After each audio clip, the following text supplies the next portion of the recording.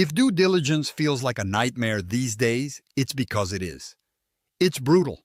It's messy. It's nothing like anyone thought it used to be. Every single founder and investor out there knows the feeling. That sinking sense when you dig into a deal and suddenly realize the surface was just smoke and mirrors. You can't just scan some financials, nod at a pitch deck, and move on anymore. The game is way more complex, way more dangerous, and if you don't step up, you will get burned.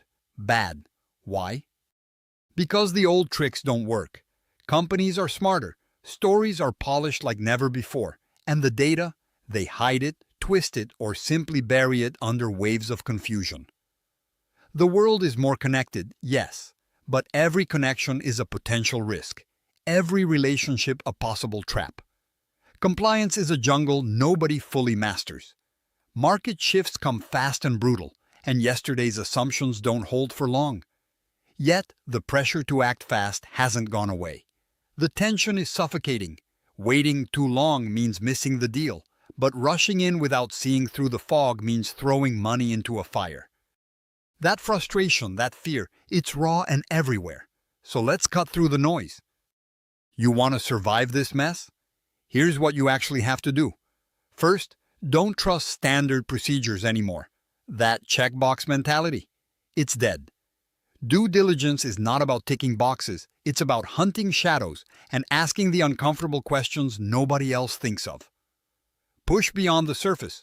Go deep on culture. Check the real motivations of the team. If CEOs or founders are slick on the surface but defensive under pressure, that's a red flag screaming at you. Use your gut as much as your spreadsheet. Set up your own networks. Talk to former employees, customers, suppliers. Get raw, untamed intel. No PR filter allowed.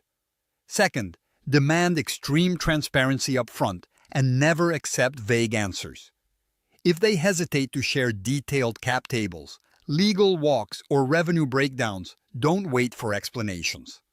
Walk away or push so hard it hurts. They need to feel the heat. The best founders understand why this matters. If they don't, they're likely hiding something. There's no room for politeness here. Third, dig into the competitive landscape and think strategically. Many founders lie to themselves first, about their market size, timing, barriers to entry. You have to be harsher than their toughest competitor. Map risks no one else points out. Are they vulnerable because of a key supplier? Are regulations about to change? Are they over-relying on a single client who can pull the plug anytime? See what's missing, what's ignored. Being the smartest person at the table means being the most skeptical too. Fourth, build your info gathering and analysis like it's a system, not a one-off task. Use tech, but don't rely solely on it. Nothing beats putting your own eyeballs and brain on the details.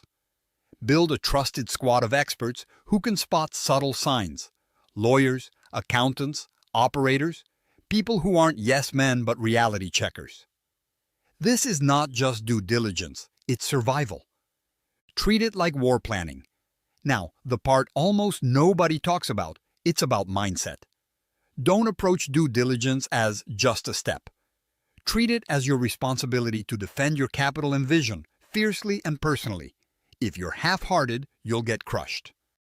Let this frustration, this fear you feel, be your fuel.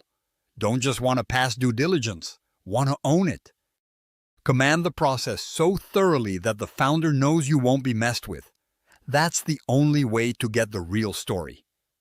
And here's a brutal fact. We are living in an era where imperfections, hidden cracks, and risks multiply every day. Systems are outdated. The old way of thinking will ruin you. If you aren't evolving your approach, you're already behind. But if you take this seriously, if you sharpen your instincts, build real networks, demand raw truth, scrutinize relentlessly, you will not only survive but thrive. You'll be the partner founders seek when they want real support. The investor nobody fools, the deal maker who turns chaos into opportunity. This isn't easy. It's uncomfortable. It's exhausting. But the alternative? Losing everything because you ignored the complexity, because you wanted a quick yes, because you trusted a smooth pitch instead of raw reality. Step up. Get ruthless about your due diligence. Hunt the truth without mercy. Protect your future like your life depends on it, because it does. Subscribe to our YouTube channel and check the featured link to discover more.